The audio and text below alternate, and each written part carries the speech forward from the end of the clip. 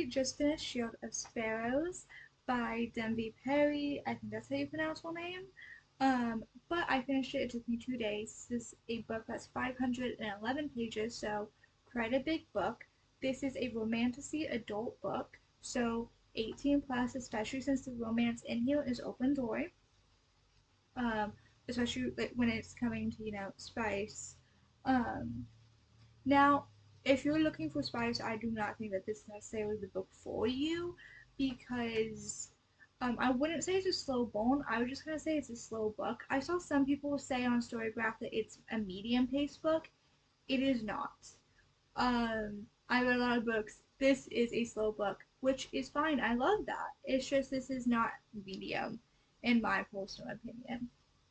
So, how I would describe this book, while not trying to do any spoilers, we have a princess here. She's the firstborn in a kingdom named Quintus. Her name is Odessa, probably after Odysseus, but it doesn't look like there was like any connections there, because this is a fantasy world. So, like I said, she is the firstborn. Her father remarried, and so she has a brother and sister. Her brother is like a baby, and she, when we see her, is going to marry this man named Banner. And her sister is going to probably marry a prince, or that's she is supposed to be the sparrow. Well, what ends up happening is one day, the day that they're supposed to come, she decides she's gonna be a little bit late. She didn't decide that. She just turns out to be late to a party in which her father, the king, her sister, and her stepmother are going to basically kind of do a formal like trade deal or like stuff like that with not a neighboring kingdom, but a kingdom that's like that they do trade with. I forgot how to pronounce their name. Basically, um, plans do not go as expected as a bride prize has been formally asked for things that occur. um, so I think that's all I can say without going into spoilers. Um, I will also say there are monsters here. You should really look into the gore in this book. There's a lot of gore here. Um, so read the trigger warning list before you read it. I think that's all for non-spoilerly because I kind of did a little bit get into spoilers, but that's okay. By non-spoilerly people. Anyway, for a list of things to talk about, I did not understand the romance for a bit. I was questioning if this is like a bodyguard princess romance, if it's a why choose romance, but like it didn't make sense because it's like, okay, I mean, her husband, the prince, he's not like paying attention to her. It's not like any romance really happening. I'm so confused. Um, then I was like, you know what? Maybe it's like this kind of like love triangle thing, where it's like in book one, the guardian is actually her love interest, and then in book two, her husband is actually like, oh my gosh, wait, you're so pretty. I don't know. Finding out the plot twist of like, oh no, the guardian, his name, this ain't the plot twist. His name is Ransom.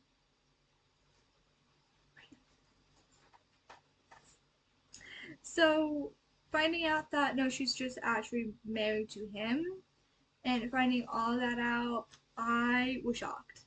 I did, in fact, go back to the wedding scene. I was like, oh, that actually makes that more sense, especially since, like, it would make sense that he doesn't want to, the imposter doesn't want to, like, give orders. So, like, I guess that makes sense why he wouldn't necessarily speak. But at the beginning of the book, I thought, I have a note here. This is when I was taking notes. I was just over here, like, um, thinking that these Tauren Boreals were going to see her um soaked. And I mean, he did. I mean, it wasn't necessarily because of her body. It was because like he allegedly saw that she was being courageous and then jumped into the bottle.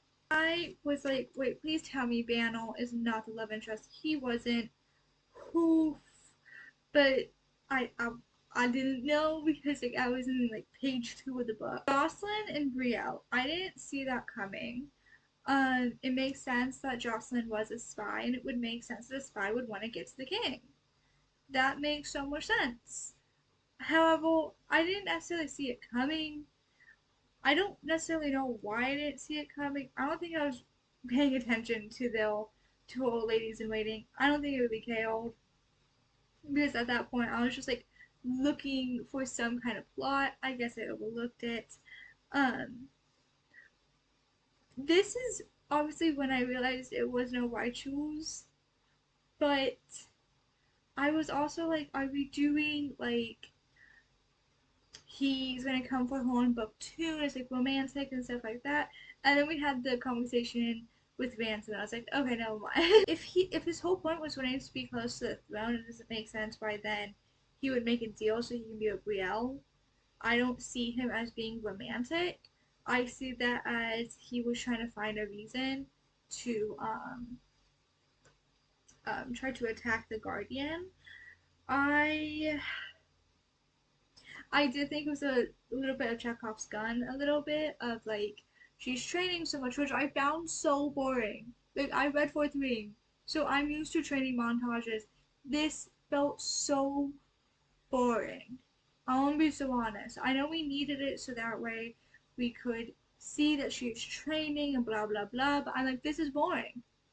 It was. I'll say it. It was boring and it was slow in like the middle of the book when she was training. It was before she found agency in page 200 or around page 200, which I'm also a little bit like she didn't have agency for 200 pages at least, and that's when she decided to like leave.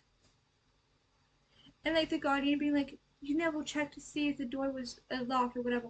Babes, you did not give her any impression and you wanted it, so she didn't know that she could leave. Let's not pretend like she could have left at any moment. Oh, but she could. No, she couldn't have. Because then they would be like, why? Why? I think the only reason why she was able to get so much is because simply she took it. That like I don't think the Guardian would have allowed her to leave. If she was like, can I leave? like, I do not believe that the door was unlocked this whole time. You didn't test your prison. Okay, and most people don't. Why would a princess do that? When she has not even been with her husband. I don't even just mean like physically. I mean like she has no relationship with who she thinks is her husband. She has no standing in this country. She has been given no leeway to act as a princess in this country. Okay, you call her your queen and yet you do nothing. Okay, she isn't supposed to do anything. Then how does she know she's supposed to do something? Like they are ignoring that she was never supposed to be this pharaoh. She was supposed to marry a general. Like there was a difference.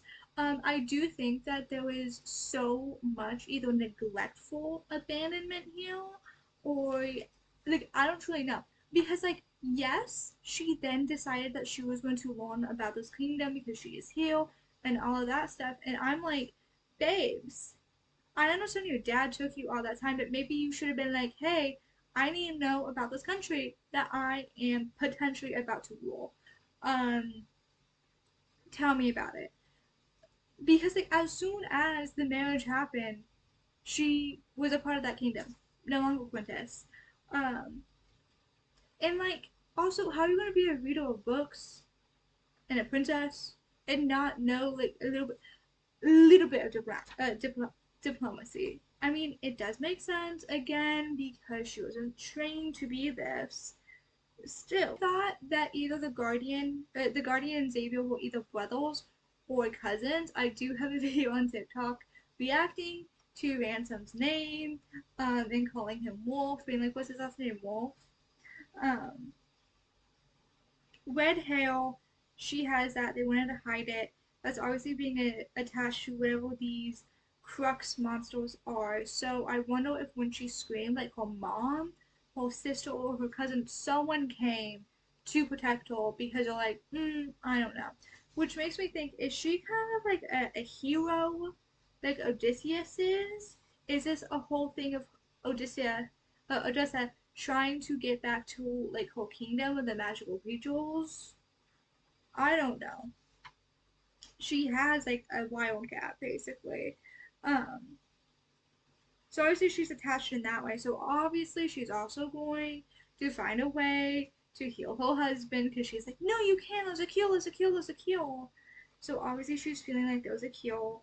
I wonder how that necklace is going to come into play. She's probably royalty there as well. Let's be honest.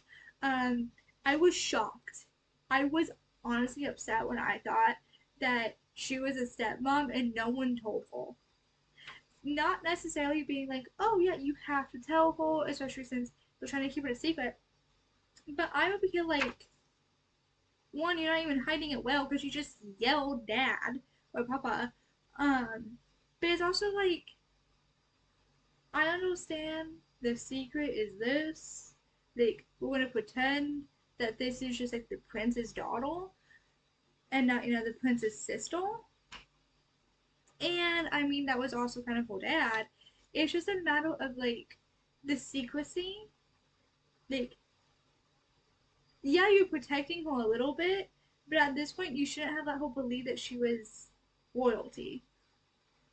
Because a princess is still a princess. I did not expect human experiments. Liza, I didn't expect it. I thought she was poisoned with Liza when she was protecting those kids. I will say that I totally thought she was. But no, it turns out, I think, that she's just some kind of magical creature born, something like that.